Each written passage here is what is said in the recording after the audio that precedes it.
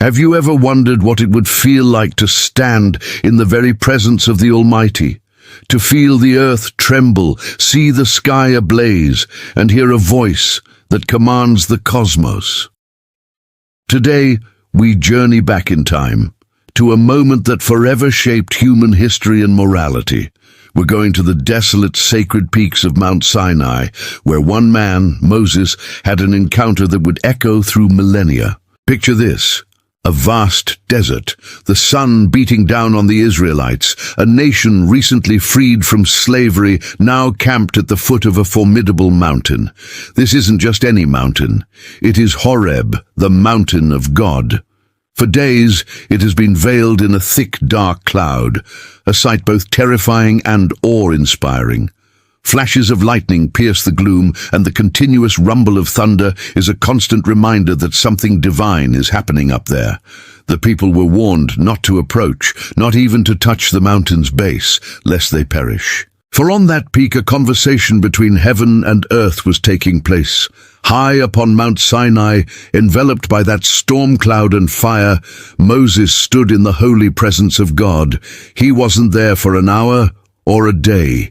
He was there for 40 days and 40 nights. Think about that. Nearly 6 weeks with no food, no water, sustained only by the divine presence. The Bible tells us, "And the Lord said unto Moses, Come up to me into the mount and be there, and I will give thee tables of stone, and a law, and commandments which I have written, that thou mayest teach them." This wasn't just a meeting, it was a divine impartation. What was happening during those 40 days? It was an intimate and intense period of instruction. God wasn't just handing over a list of rules. He was laying out the blueprint for a new society, a nation built on justice, compassion, and holiness. He was teaching Moses the intricate details of the law, the designs for the tabernacle, a portable sanctuary where God's presence would dwell among his people, and the principles of worship. It was a complete guide for how to live in community, how to relate to one another, and most importantly, how to relate to God himself. Finally, the climax of this divine encounter arrives. The voice that spoke galaxies into existence now gives Moses a tangible gift. Not just words whispered on the wind, but something solid, something eternal, 2 tablets of stone. But these were no ordinary stones carved by human hands. The scriptures say they were the work of God, and the writing was the writing of God, graven upon the tables. The very finger of God etched 10 core principles into these stones. The 10 Commandments. Let's pause and consider the weight of this moment. In a world steeped in polytheism and idol worship, the first commandment thunders forth, "Thou shalt have no other gods before me." A radical call to monotheism. It was a declaration that the God of Israel is the one true God, the creator of all, deserving of exclusive worship. This wasn't about a jealous deity. It was about aligning humanity with the ultimate source of truth and reality. Then comes the prohibition against idols. "Thou shalt not make unto thee any graven image." God is spirit, infinite and uncontainable. To try and capture his essence in a statue of wood, stone or gold is to diminish his glory and worship the creation instead of the creator. It's a call to a more profound, more spiritual form of worship, one that transcends the physical senses. The third commandment addresses the sanctity of God's name. "Thou shalt not take the name of the Lord thy God in vain." This is more than just avoiding profanity. It's about living a life that honors God's name, not using it lightly or for selfish gain. It's about ensuring our words and actions reflect the holiness of the one we claim to follow. And then, a gift woven into the fabric of creation itself, the Sabbath. Remember the Sabbath day to keep it holy. After 6 days of work, God commanded a day of rest, a day to cease from labor, to recharge, and to focus on the spiritual. It was a revolutionary concept in the ancient world, a testament to God's care for humanity's well-being, both physical and spiritual. It reminds us that our value is not in what we produce, but in who we are as beings created in God's image. These first 4 commandments set the foundation for our relationship with God. The next 6 turn our focus toward our fellow human beings, creating the blueprint for a just and compassionate society. It begins with the family, the bedrock of any community. Honor thy father and thy mother. This is the first commandment that comes with a promise that thy days may be long upon the land. It speaks to the importance of respecting authority, learning from the wisdom of elders, and maintaining the stability of the family unit, which in turn leads to a stable society. Next, the sanctity of life itself is protected. Thou shalt not kill. A simple yet profound command. It establishes the inherent value of every human life. This isn't just about the act of murder, but it fosters a culture that cherishes and protects life, recognizing it as a sacred gift from God. Then, the sanctity of marriage. Thou shalt not commit adultery. This commandment guards the covenant of marriage, the most intimate of human relationships. It protects families from the devastation of infidelity and promotes faithfulness and trust, which are essential for a healthy society to flourish. The 8th commandment protects property. Thou shalt not steal. This upholds the right to personal ownership and the importance of honesty in all our dealings. It creates an environment of trust where people can work and build, knowing that the fruits of their labor are secure. The 9th commandment protects reputation and justice. Thou shalt not bear false witness against thy neighbor. Lies and slander can destroy lives and corrupt justice. This command calls for truthfulness, especially in legal matters, ensuring that justice is fair and reputations are protected from malicious falsehoods. And finally, the 10th commandment, which is unique because it deals not with an action, but with the heart. Thou shalt not covet. You shall not covet your neighbor's house, your neighbor's wife, his servants, his ox, his donkey, or anything that is your neighbor's. This goes to the very root of sin. It's about the internal desire, the discontented longing for what others have. God is teaching that true righteousness isn't just about outward actions. It's about the inner state of our hearts. By guarding against covetousness, we cut off sin at its source. As Moses holds these glowing tablets, the light of God's glory illuminates his face. He is not just holding stone, he is holding the moral compass for humanity. These 10 principles are not arbitrary rules designed to restrict freedom. They are a reflection of God's own character, his love, justice, faithfulness, and holiness. They are the principles upon which a truly free and flourishing society can be built. They are, in essence, a guide on how to love God and how to love our neighbor. Imagine Moses, his face literally shining with a divine radiance from being in God's presence, beginning his descent from the mountain.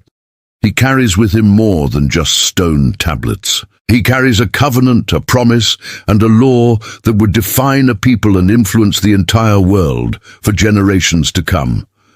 From the legal systems of nations to the personal morality of individuals, the echo of those 10 commandments given on a fiery mountain so long ago can still be heard today.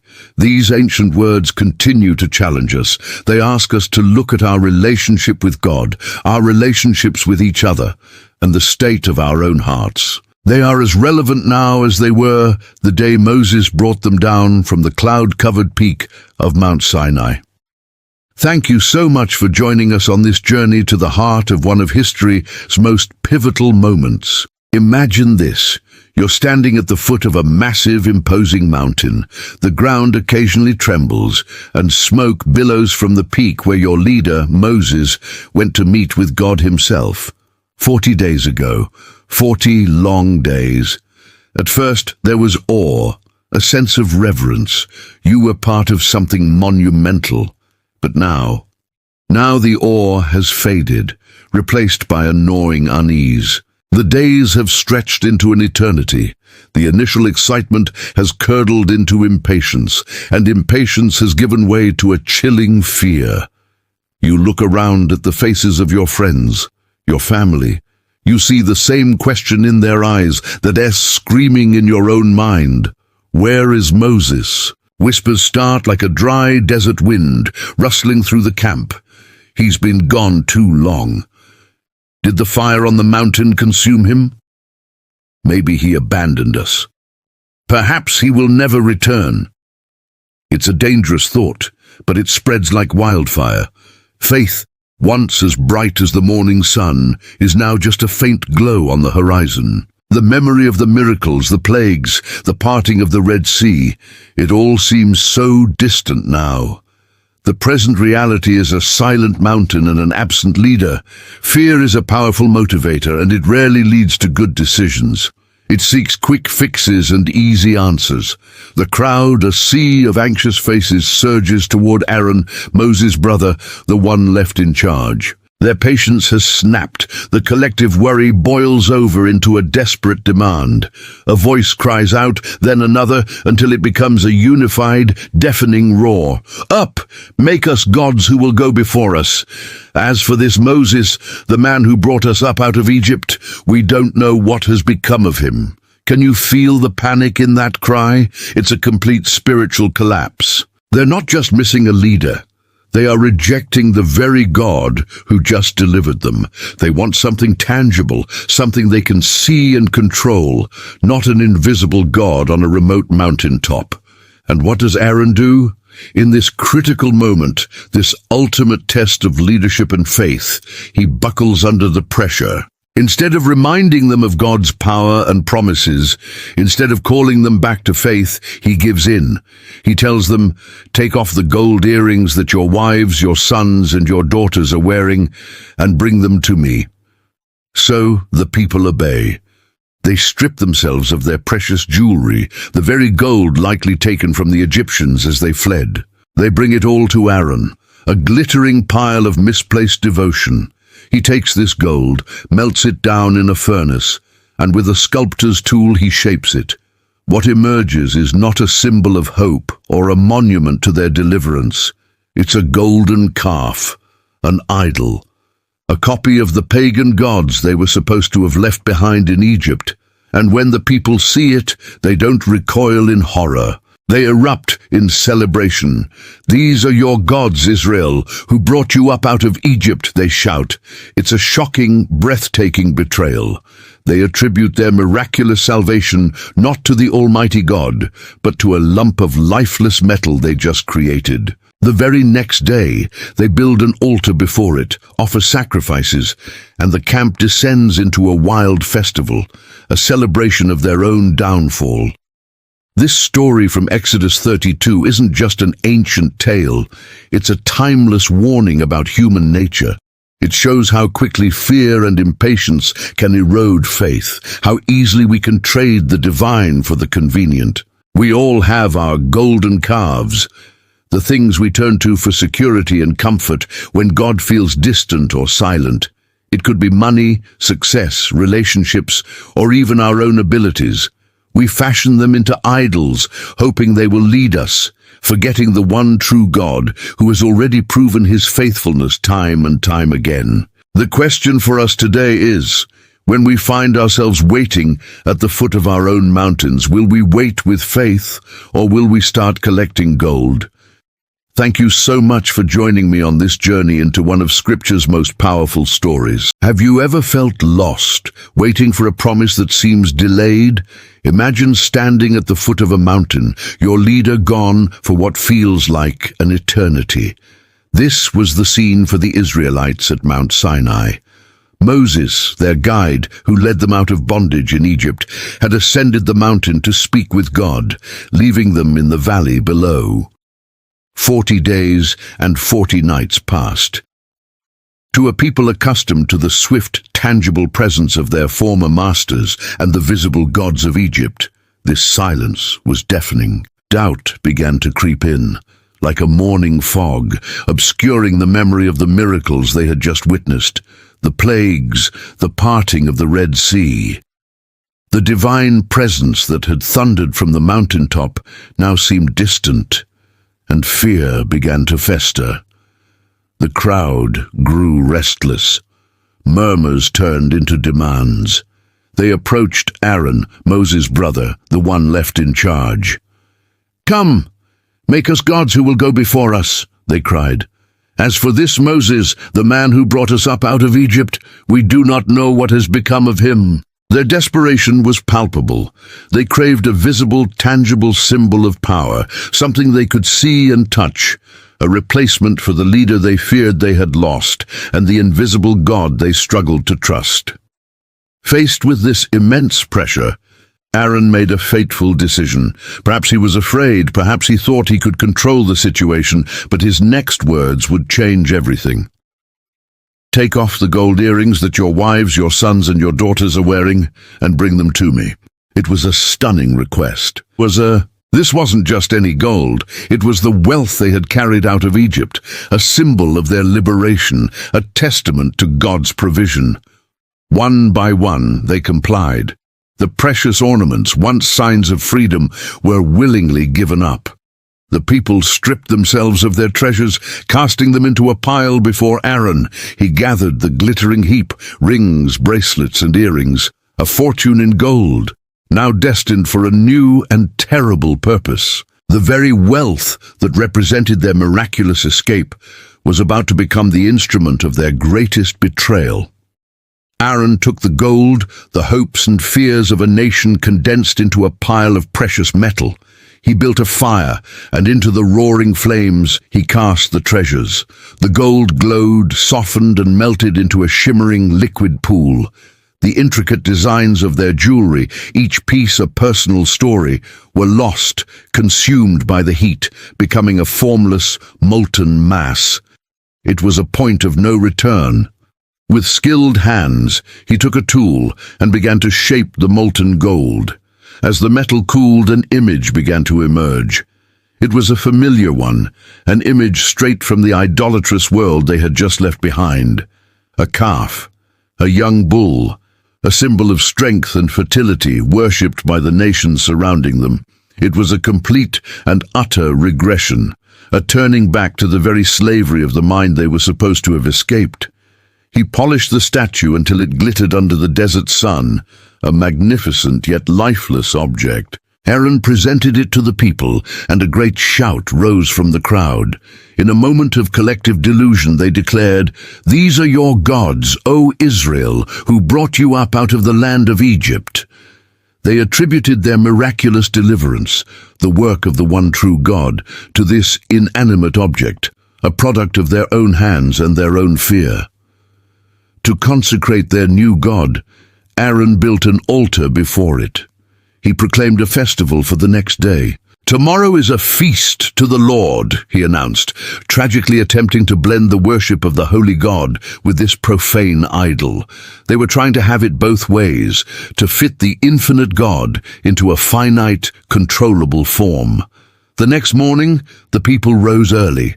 They brought burnt offerings and peace offerings, performing the sacred rituals of worship before a golden statue. They were going through the motions of true worship, but directing it at a false god. The scene descended into chaos.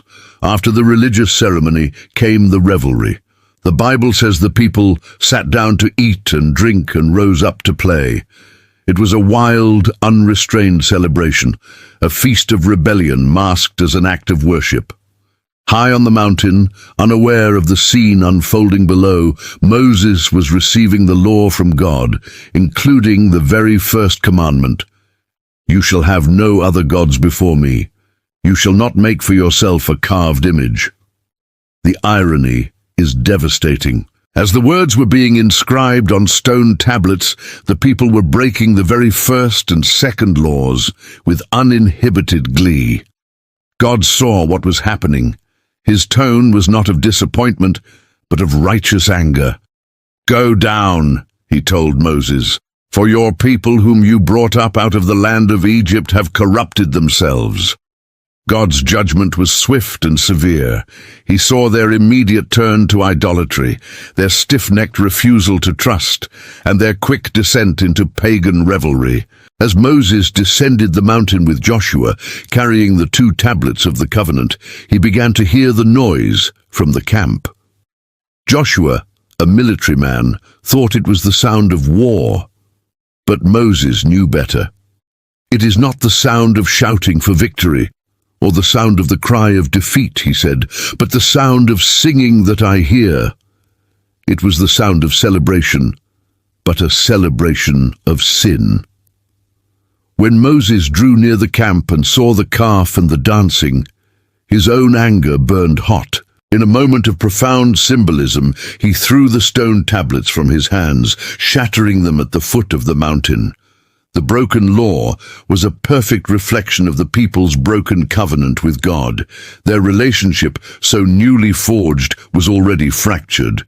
Moses didn't hesitate. He seized the golden calf, the object of their false worship, and threw it into the fire, the same element from which it was born. He ground it to powder, scattered it on the water, and made the Israelites drink it.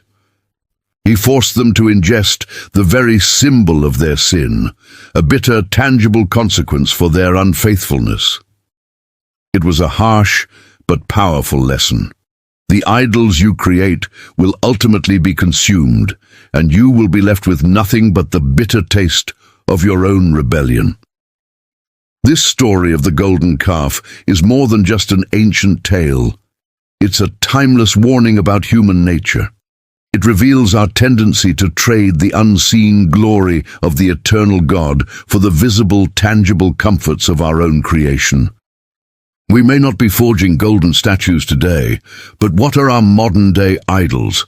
What do we turn to for security, for identity, for deliverance when God seems silent or slow?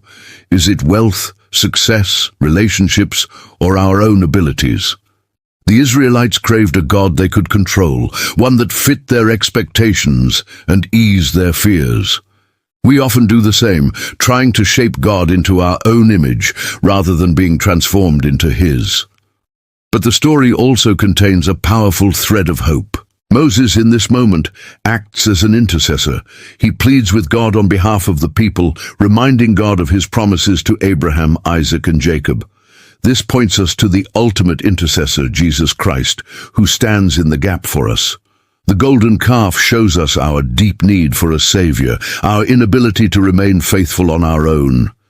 It reminds us that true worship isn't about what we can create with our hands, but about surrendering our hearts to the one true God who brought us out of our own Egypt, out of our own bondage to sin. So let's examine our own hearts. Where have we set up our own golden calves? Let's tear them down, grind them to powder, and turn back to the living God, whose promises are true and whose presence is worth waiting for. Thank you so much for joining me on this deep dive into one of Scripture's most powerful stories.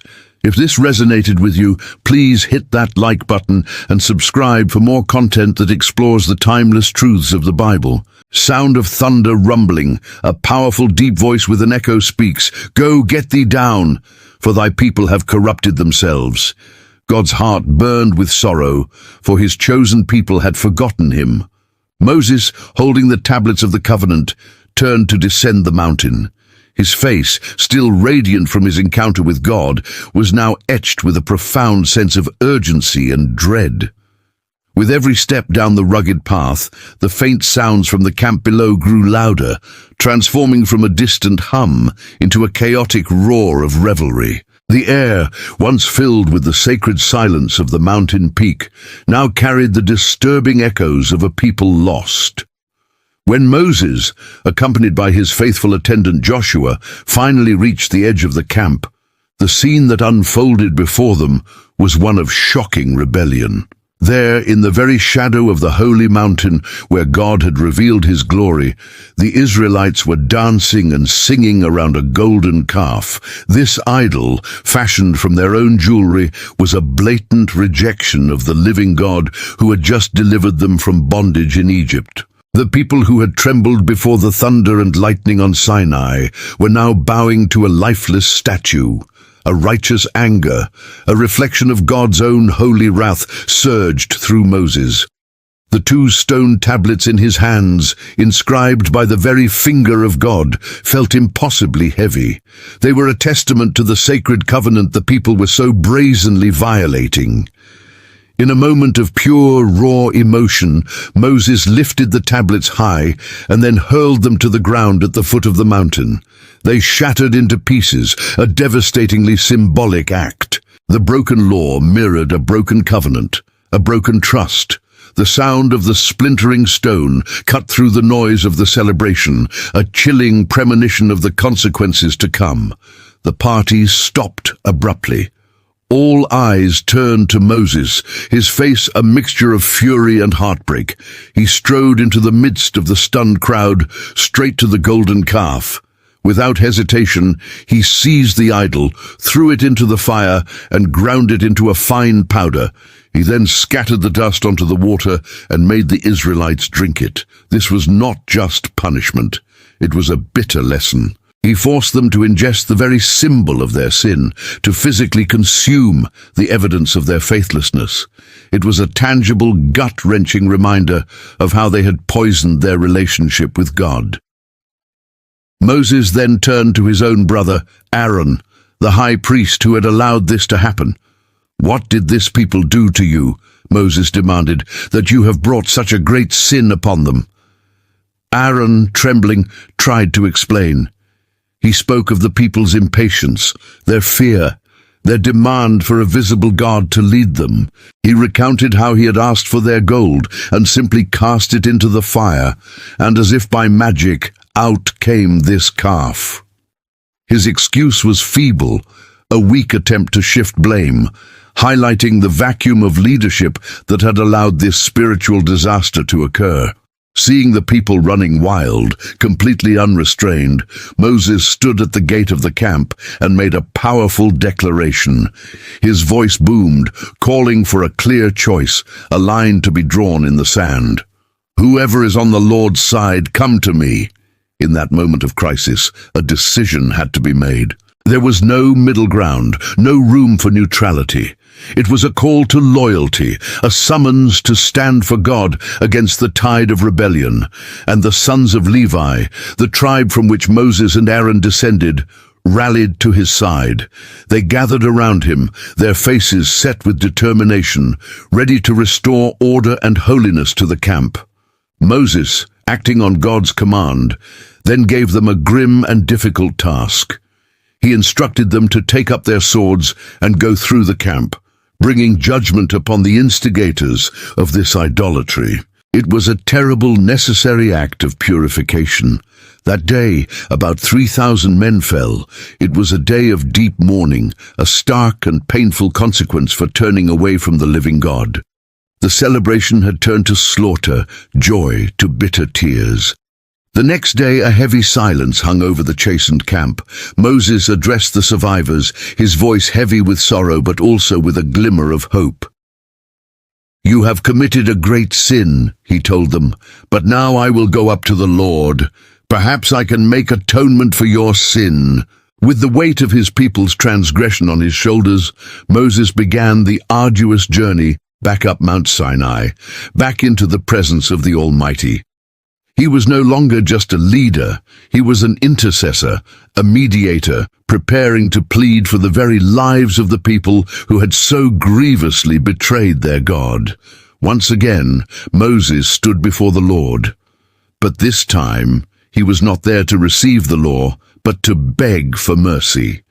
His prayer is one of the most selfless and profound in all of Scripture. He acknowledged the people's terrible sin, but then he made an astonishing plea. "Oh, this people have a great sin. Yet now, if you will forgive their sin, but if not, I pray, blot me out of your book, which you have written." Moses was willing to sacrifice his own eternal standing, his very name in God's book of life, for the sake of his people. He offered himself in their place, a stunning display of love and leadership. God heard Moses' heartfelt plea. While he affirmed that sin must be accounted for, he did not destroy the people. He promised to send an angel before them to guide them to the promised land. But he also declared that his own glorious presence would not go with them in their midst, lest his holiness consume a stiff-necked people. This news brought great mourning to the Israelites. They stripped themselves of their ornaments, a sign of repentance. The absence of God's immediate presence was a greater punishment than any other, and they finally began to understand the true cost of their sin. Moses then set up a tent of meeting far outside the camp. Here, anyone who sought the Lord could go.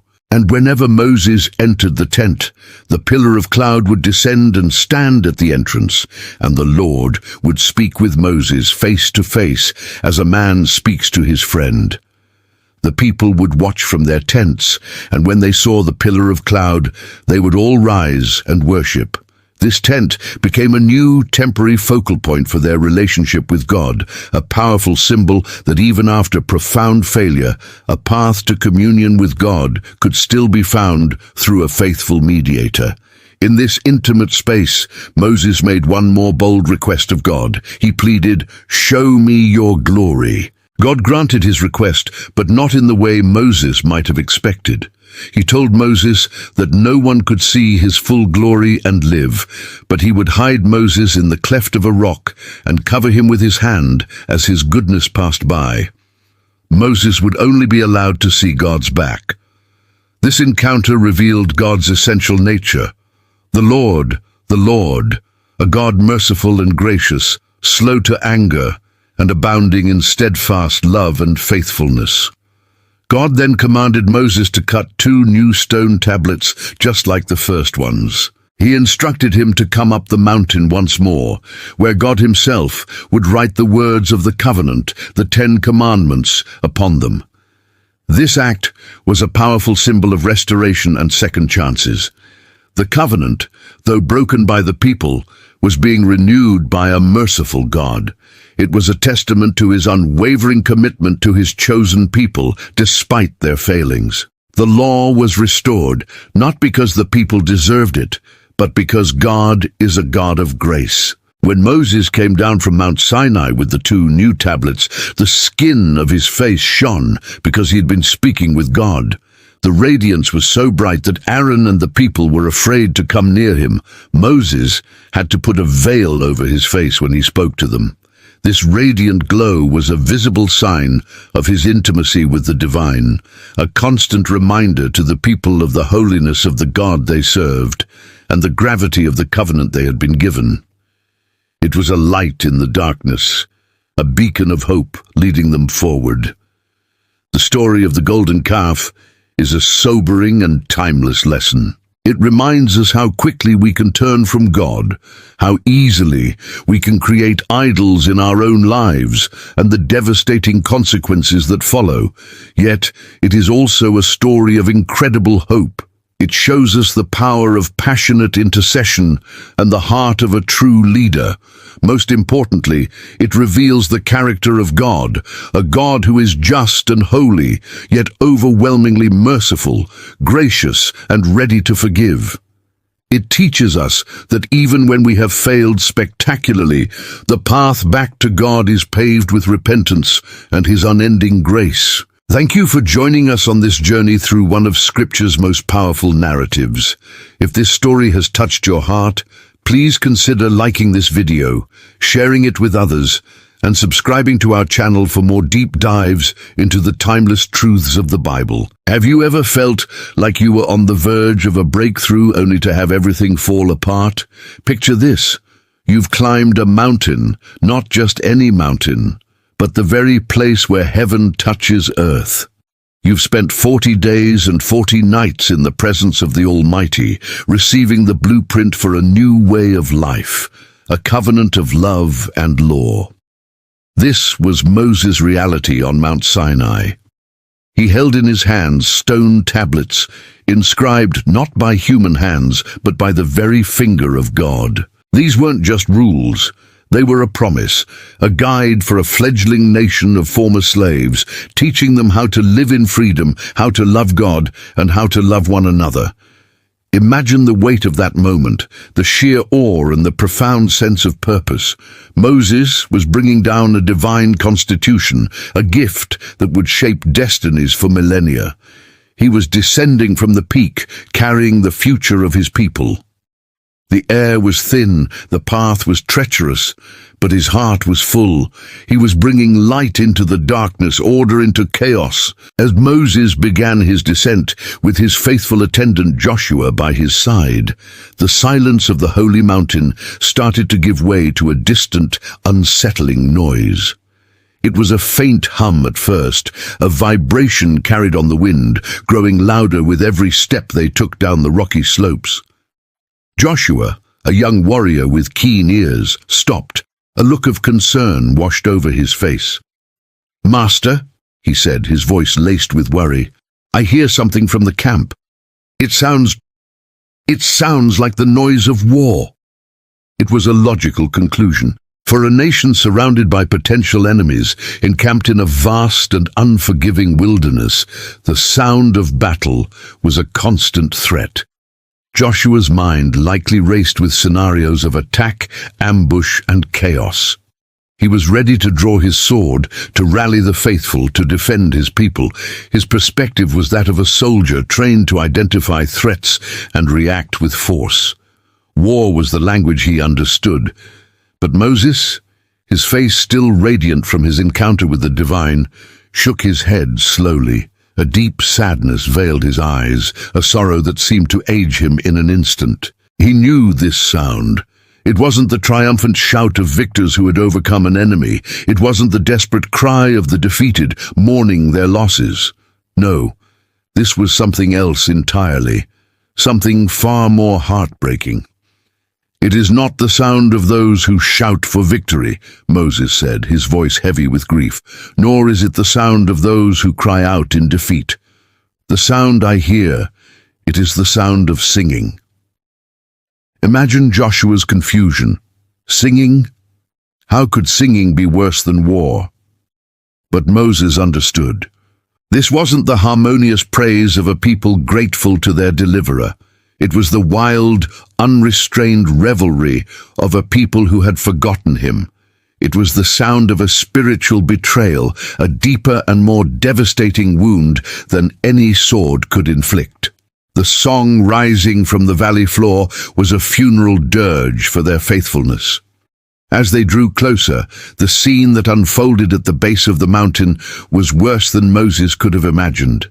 The camp, which should have been a place of quiet anticipation and prayer, was a whirlwind of chaotic celebration.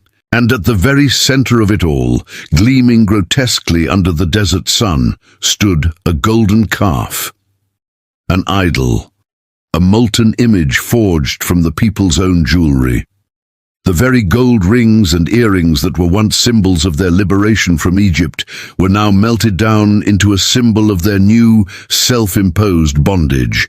The people, the same people who had walked through the parted Red Sea, who had seen plagues humble the mighty Egyptian empire, who drank water from a rock and ate manna from heaven, were now dancing around this lifeless statue.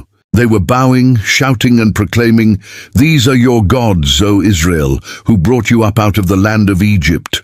Moses' heart didn't just break, it shattered. The stone tablets in his hands suddenly felt impossibly heavy. They represented a covenant, a sacred relationship, but a covenant requires two faithful parties. As he stared at the scene of debauchery, he saw more than just a party. He saw a profound rejection. They hadn't just built an idol, they had replaced the living, breathing, miracle-working God who had saved them with a block of inert metal. They had traded the creator of the universe for a cow made of gold. They had grown impatient, waiting for Moses, waiting for God, and in their fear and uncertainty, they had reverted to what they knew, the idol worship of Egypt. They chose a God they could see and control over the one who was unseen and in control. In that moment of rebellion, they were not just breaking a rule they hadn't yet received. They were breaking a relationship they had already experienced. In a surge of righteous fury and profound grief, Moses lifted the tablets high above his head. The words of God, the foundation of their future, the symbol of the divine promise, seemed to mock the scene before him. With a cry that ripped from his soul, he hurled the tablets to the ground at the foot of the mountain. They shattered into 1,000 pieces, a visceral, tangible representation of the broken covenant. It was a dramatic, shocking act. But it was not an act of petulant anger. It was a prophetic sign. It was Moses showing the people, in a way they could not possibly misunderstand, the magnitude of what they had just done. You have shattered your relationship with God, so here is the symbol of that relationship, shattered before your very eyes. The party stopped. The singing died in their throats. The sight of their revered leader, his face a mask of holy wrath, and the broken stones at his feet, finally pierced through their delirious haze. Reality came crashing down. Moses then strode into the center of the camp, right to the golden calf. He seized the idol, the object of their profane worship, and threw it into the fire. He burned it until it was nothing more than a molten lump. Then he ground it into a fine powder, as fine as dust. But he didn't stop there. He took the golden dust and scattered it upon the surface of the very water the Israelites had to drink. He made them ingest their sin. He forced them to consume the bitter dust of their own rebellion. This wasn't just a punishment. It was a powerful lesson. Your sin is not some external thing you can simply put away. It becomes part of you. It pollutes you from the inside out. You wanted this God? Then let it become one with you and see how it sustains you. See what nourishment comes from dust and ashes. It was a harsh, graphic illustration of the foul taste of idolatry. This story isn't just an ancient tale about a golden statue, it's a timeless story about us. How often do we get impatient waiting for God's timing? We experience a miracle, a moment of clarity or deliverance, and we feel close to Him. But when the silence stretches on, when the mountain seems too high or the wait too long, our faith can waver. We start looking for something tangible, something we can see and control. Our golden calves might not be made of metal. They might be our careers, our relationships, our bank accounts, our quest for approval, or even our own abilities. We pour our time, energy, and worship into them, believing they will give us the security and identity that only God can provide. We start dancing around the idols of our own making, forgetting the one who led us out of our own personal Egypts. We trade the divine promise for a temporary comfort. But the story doesn't end with shattered tablets and bitter water. This is the most important part. After the consequences were meted out, after the gravity of the sin was understood, what did Moses do? Did he abandon the people? Did he say, "You're on your own"? No. He went back up the mountain. He returned to the presence of God, not with demands, but with a plea. He interceded for the people who had so grievously betrayed him and their God. He put himself on the line, even saying to God, "But now, if you will forgive their sin, but if not, please blot me out of the book that you have written." This is the heart of a true leader. This is the heart of redemption. Moses modeled a love that stands in the gap, a grace that pleads for the undeserving. And God, in His immense mercy, listened. He renewed the covenant. He carved a new set of tablets. He gave them a second chance. This incredible narrative reminds us that while our failures are real and have consequences, they are never the final word. God's grace is greater than our greatest sin. His commitment to His covenant is not dependent on our perfect performance, but on His perfect faithfulness. When we build golden calves in our lives, the path back is not through trying harder, but through repentance and turning to the one who intercedes for us. The shattered tablets remind us of our brokenness, but the second set reminds us of God's relentless, restorative love. It's a powerful invitation to examine our own hearts. What idols are we dancing around, and are we ready to turn from them, drink the bitter water of repentance, and walk back up the mountain to meet the God of second chances? His arms are always open, ready to write his law not just on stone, but on our hearts. Thank you so much for joining me on this journey through one of the most powerful stories ever told. If this message resonated with you, please consider liking this video and subscribing to the channel for more content that explores these timeless truths. Have you ever wondered what happens when a promise, a sacred covenant, is broken? Today, we're diving deep into one of the most dramatic and powerful moments in the Old Testament, the story of Moses, the 10 Commandments, and the golden calf. This isn't just an ancient tale, it's a profound story about leadership, faith, betrayal, and the immense weight of divine law. Picture this: Moses, the chosen leader of the Israelites, has been away for 40 long days and 40 long nights. He's not on vacation. He's atop the formidable Mount Sinai, enveloped in a thick cloud, speaking directly with God.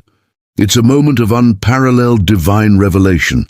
Up there, amidst thunder and lightning, God entrusts Moses with 2 tablets of stone inscribed by the very finger of God. These aren't just any rules, they are the 10 Commandments, the foundation of a new covenant, a moral and spiritual constitution for a fledgling nation. Imagine the weight, both literal and metaphorical, of these stones in Moses' hands. They represent hope, order, and a direct connection to the Almighty.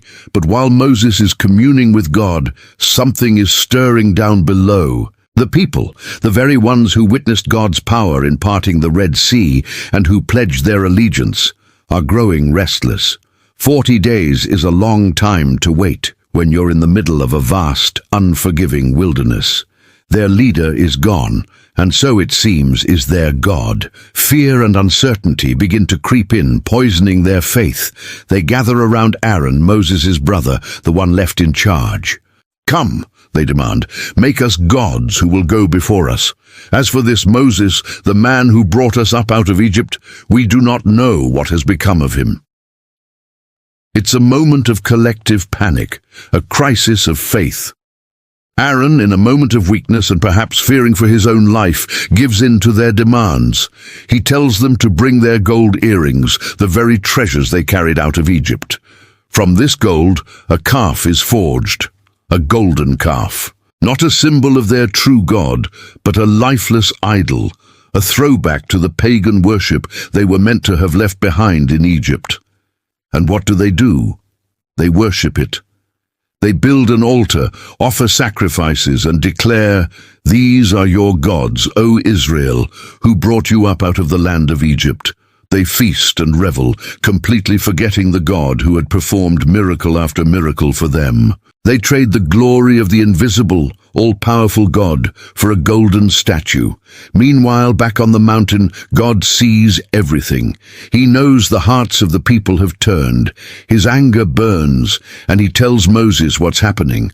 "Go down," God says, "for your people whom you brought out of Egypt have become corrupt. They have been quick to turn away from what I commanded them."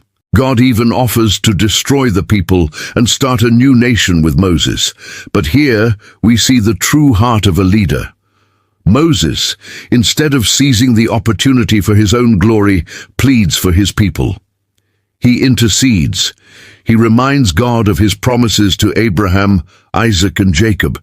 He appeals to God's own reputation among the nations, and in an incredible display of mercy, God relents. So Moses begins his descent from Mount Sinai, the 2 precious tablets of the law in his hands.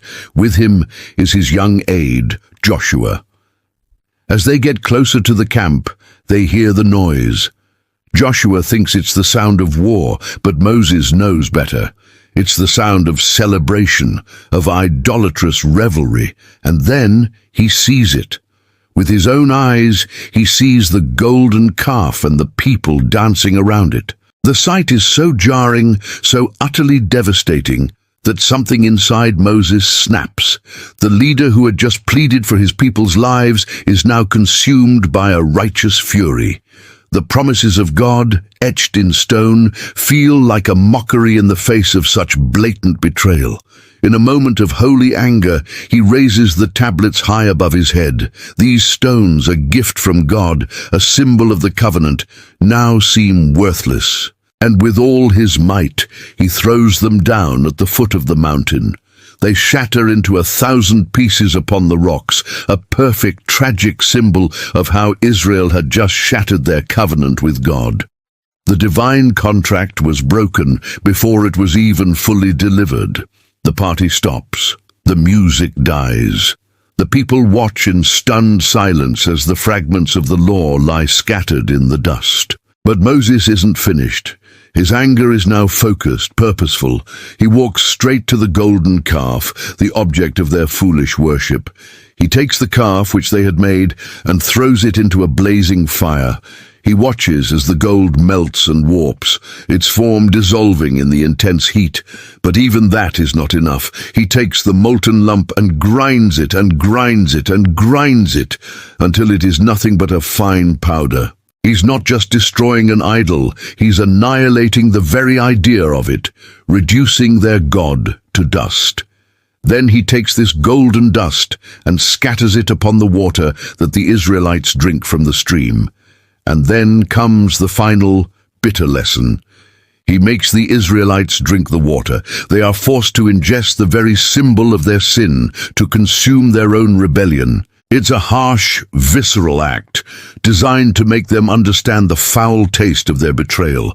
The gold they treasured, the God they created, becomes a source of bitterness and shame within their own bodies. This story is so much more than just a historical account.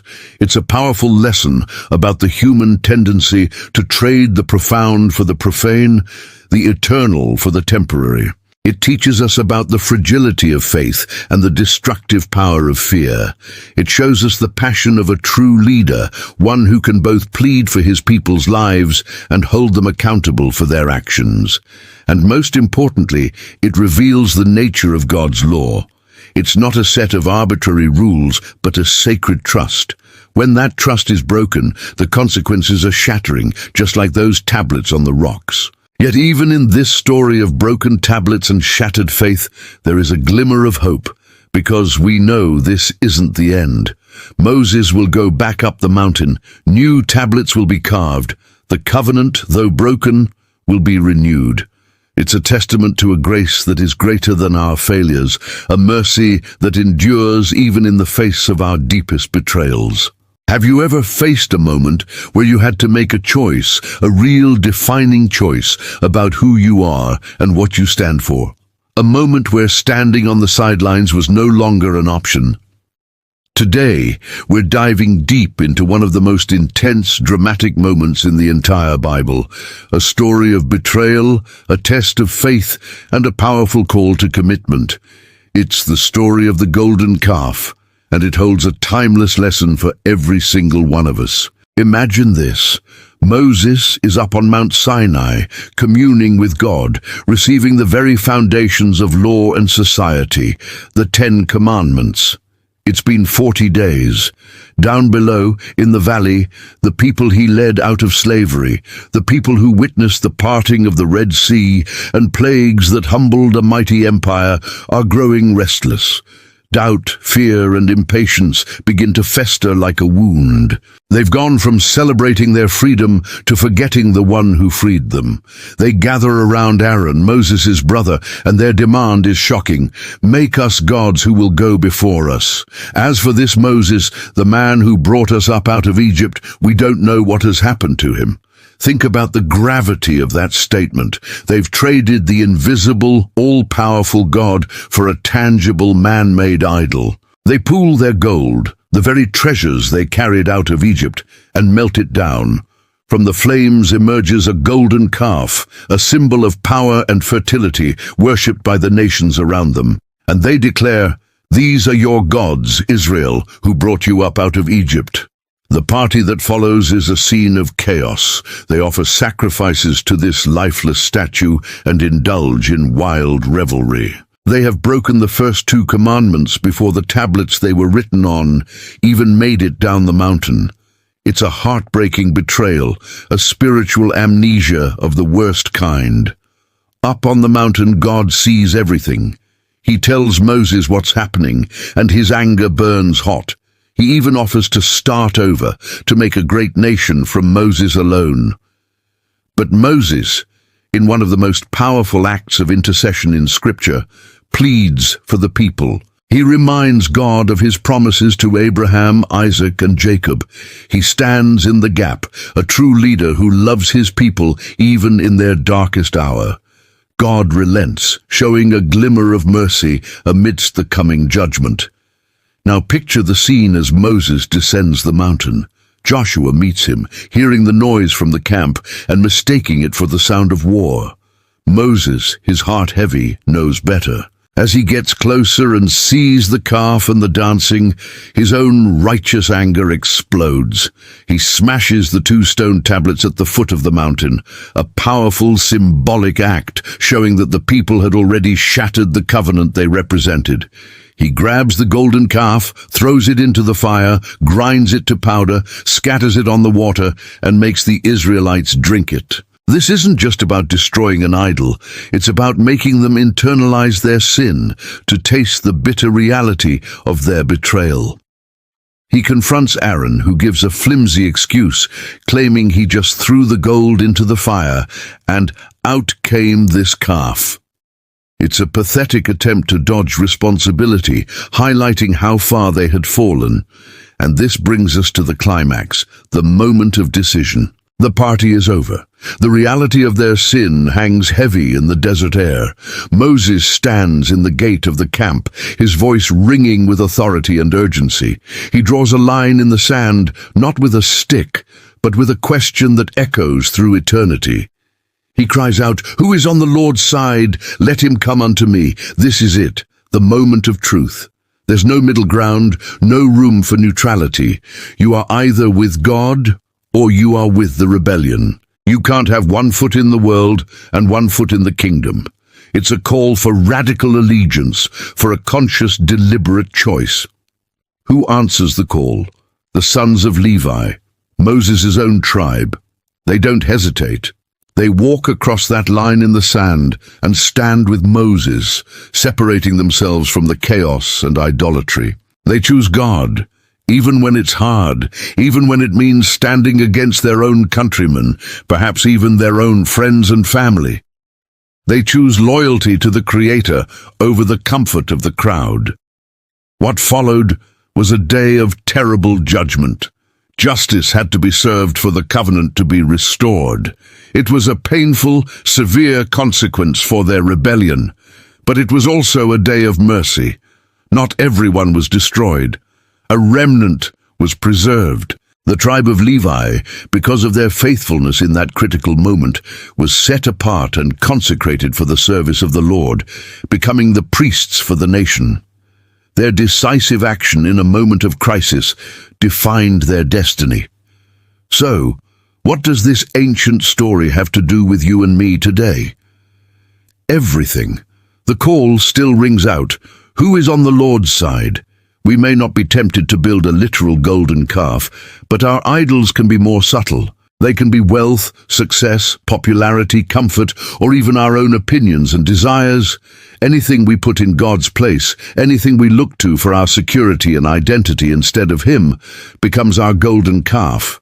Every day we face choices. The media we consume, the words we speak, the way we treat others, where we place our time and our treasure. All of these are quiet answers to Moses' loud question. Are we drifting with the culture, conforming to the patterns of this world, or are we intentionally standing apart, choosing to be on the Lord's side? Being on the Lord's side isn't about being perfect. Remember, these were the same people who had just been slaves. Their faith was young, but it is about direction. It's about whose voice you listen to when the crowd is shouting. It's about where your ultimate loyalty lies. It's about being willing to step out and be counted, even if you're in the minority. Like the Levites, our decision to stand for God, even when it's unpopular, consecrates us. It sets us apart for His purpose. It's in those moments of choosing him over the world that our faith is forged, strengthened, and proven genuine.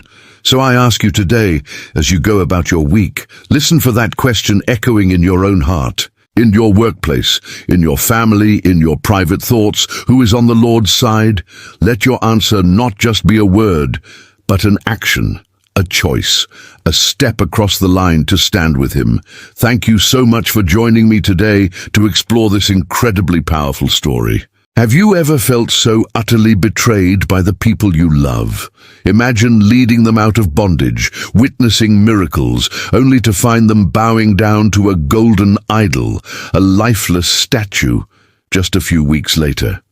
This was Moses' reality. The joy of receiving God's law on Mount Sinai turned to ash in his mouth when he descended to see his people lost in a frenzy of rebellion. The tablets, inscribed by the very finger of God, shattered at his feet, mirroring the broken covenant, the shattered trust. His heart must have been a battlefield of rage, disappointment, and profound sorrow. What would you do in that moment? Would you give up? Would you say, they're not worth it, it would have been the easy path? God himself, in his righteous anger, offered Moses a way out. Let me alone, God said, that my wrath may burn hot against them, and I may consume them, and I will make of you a great nation. Think about that offer. A fresh start, a new nation, descended from Moses himself without the baggage of this stiff-necked people. It was a tempting proposition. All the frustration, all the complaining, all the rebellion he had endured, it could all be wiped away. He could be the new Abraham, the father of a faithful people, but Moses' heart was not his own. It was tethered to the very people who had just broken his. This is where we see the true heart of a leader, the heart of an intercessor. Moses didn't choose the easy path. He didn't abandon his people in their darkest hour. Instead, he stood in the gap. He reminded God of his promises, not as a challenge, but as a plea. He brought up Abraham, Isaac, and Jacob, the forefathers, the foundation of the covenant. He appealed to God's own character, his own reputation among the nations. Would God lead his people out of Egypt with a mighty hand, only to destroy them in the wilderness? What would the Egyptians say? They would say God was malicious, that he was incapable of fulfilling his promises. Moses was pleading not just for the people, but for the glory of God's name. Then, after dealing with the immediate chaos in the camp, after confronting his brother Aaron and calling the faithful to his side, Moses does something even more profound. He doesn't just go back up the mountain. He goes back up to plead for a people he knows deserve judgment. Night falls, and we can picture him, weary from the day's terrible events, his body aching, his spirit heavy. He climbs that rugged mountain once again, not for new instructions, not for personal glory, but to beg for mercy on behalf of those who had wronged him, and more importantly, wronged God. Listen to the raw emotion, the sheer desperation in his prayer. It's one of the most selfless prayers ever recorded. He falls before the Lord and cries out, "Oh, this people have sinned a great sin and have made themselves gods of gold." He doesn't make excuses. He doesn't downplay their sin. He calls it what it is, a great sin. He owns the failure of his people, and then comes the part that takes your breath away. Yet now, if you will forgive their sin, he pauses as if the thought is too hopeful to complete. And then the alternative. But if not, I pray, blot me out of your book which you have written. Let that sink in. Blot me out. Moses was willing to forfeit his own salvation, his own place in God's eternal record, his very soul, for the sake of his people. He was saying, if they cannot be forgiven, then I don't want to be saved either. Their fate is my fate. I am one of them. This is the pinnacle of love. This is a love that lays down its life for others. It's a love that mirrors the very heart of God, a love that would one day be perfectly embodied in Jesus Christ, who would not only offer to be blotted out, but would actually take our place, bearing our sin upon the cross. In that moment, on that lonely mountain, Moses wasn't just a leader, he was a living picture of grace. He stood between a holy God and a sinful people, and offered himself as the bridge. He understood something fundamental about God's character, that his mercy is as vast as his justice. And as Moses knelt there, a soft glow of mercy, the Shekinah glory of God, enveloped him. It wasn't the fire of judgment, but the warm light of forgiveness won through the passionate plea of a faithful intercessor. God listened. God relented. The people were spared, not because they deserved it, but because one man was willing to stand in the gap and plead for grace. This story challenges us deeply. Who are we standing in the gap for? Who in our lives, our family, our friends, our community, has fallen and needs someone to plead for them, not with judgment, but with a love that says, "Your fate is my fate." Moses shows us that true leadership, true love, doesn't walk away when things get hard. It draws closer, it kneels down, it intercedes. It's a powerful reminder that our prayers for others have weight, that they can change destinies, and that in pleading for grace for others, we come to understand the very heart of God. Have you ever felt like you've completely messed up? Like you've broken something so precious that it could never be fixed? That's exactly where the Israelites found themselves. After the incredible miracle of their escape from Egypt, after hearing the very voice of God from Mount Sinai, they turned their backs on him. They built a golden calf, a lifeless idol, and worshipped it, breaking the very first commandments they had just received. Imagine the heartbreak. The covenant, symbolized by the stone tablets carved by God's own finger, was shattered. Moses, in his righteous anger, threw them down, and they broke into pieces at the foot of the mountain. It seemed like the end, a broken promise, a broken relationship. But this is where the story takes a turn that reveals the very heart of God. Moses, their leader, didn't give up on them. He went back up the mountain, not with anger, but with a heavy heart, and he pleaded for his people. He interceded, begging God for forgiveness, even offering his own life in their place. This act of selfless love is a powerful picture of what it means to stand in the gap for others. And what was God's response to this heartfelt plea?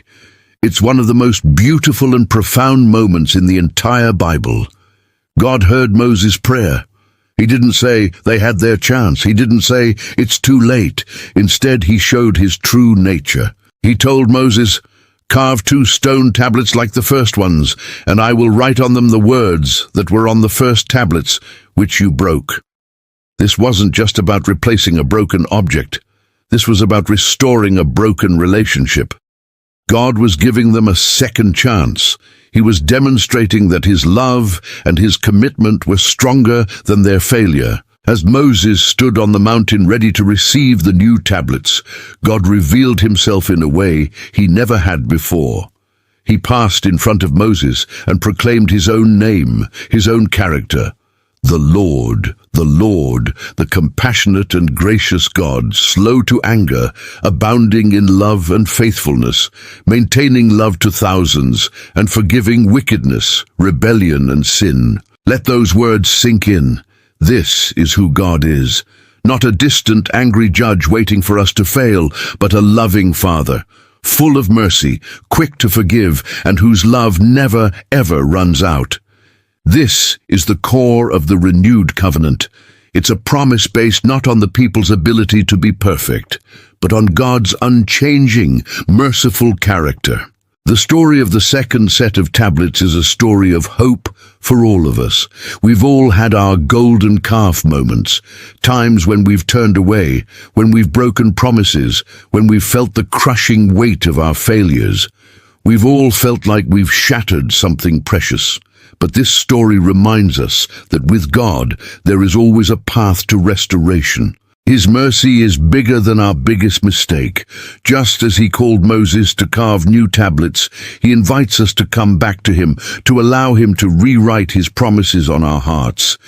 He doesn't hold our past against us. Instead, He offers forgiveness and a fresh start. Psalm 103:8 echoes this revelation on Sinai, saying, "The Lord is merciful and gracious, slow to anger, and plenteous in mercy." This isn't just a description, it's a promise. When the people saw Moses come down the mountain this time, his face was radiant, shining with the glory of having been in God's presence. They couldn't even look at him directly. This shining face was a visible sign of the reality of God's forgiveness and restoration. The relationship wasn't just patched up, it was renewed in a way that brought forth even more of God's glory. The brokenness led to a deeper revelation of God's love. So what does this mean for you and me today? It means that no matter what you've done, no matter how far you feel you've fallen, you are not beyond the reach of God's grace. His arms are open. He is slow to anger and abounding in love. He's ready to forgive, to heal, and to renew his covenant with you. The same God who met Moses on the mountain is here for you right now, offering not condemnation but compassion. He invites you to bring your broken pieces to him and watch as he makes something new and beautiful out of them. His mercy endures forever, and he is always ready to call his people back to himself. Thank you so much for joining me on this journey through Scripture. If this message of hope and second chances resonated with you, I'd be so grateful if you'd like this video and subscribe to the channel. Your support helps share these powerful stories with more people. May you go through your week remembering the incredible, unending mercy of God. We'll see you in the next video.